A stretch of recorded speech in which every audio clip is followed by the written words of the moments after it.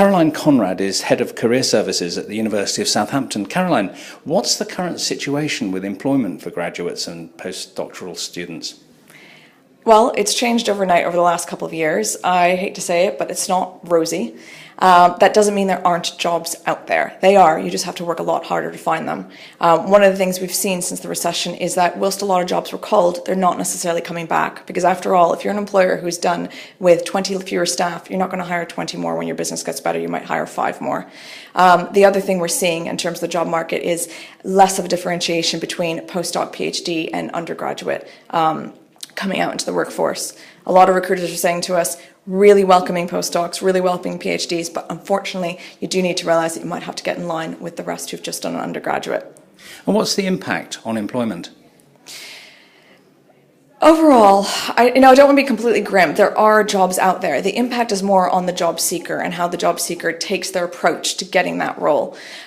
It's very much more not just what you've studied. You absolutely have to be a specialist. You absolutely have to be top of your game when it comes to your academic, your research, your background. But you need to be able to show more. Recruiters tell us all the time, they're just not getting enough out of a candidate.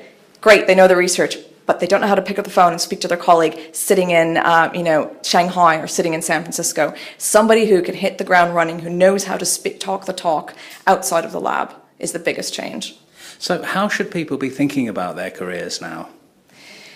I think throw everything out that you used to know before. Don't think about drawing up a CV, sending it out, sitting in an interview and getting a job. Oftentimes before you even get to that interview, you've been asked to go through a couple of assessment centres, even at PhD level. Start thinking about who you know, and who you know isn't necessarily your neighbour just next door, but the person you met at a conference halfway around the world and you found them on LinkedIn or otherwise, and through them you've called somebody else up for coffee. Start thinking globally about your network and start reaching out, start calling to people ad hoc out there. And what's employment going to look like? I mean, what are people going to be able to do?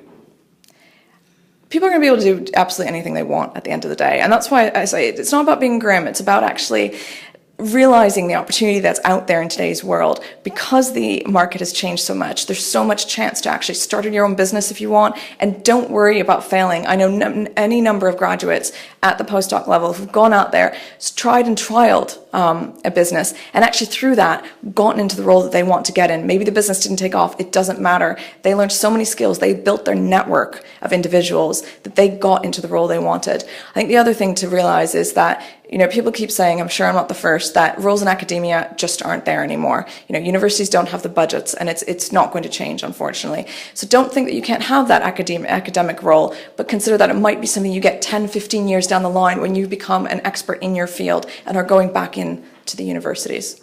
Caroline, thank you very much. Thank you.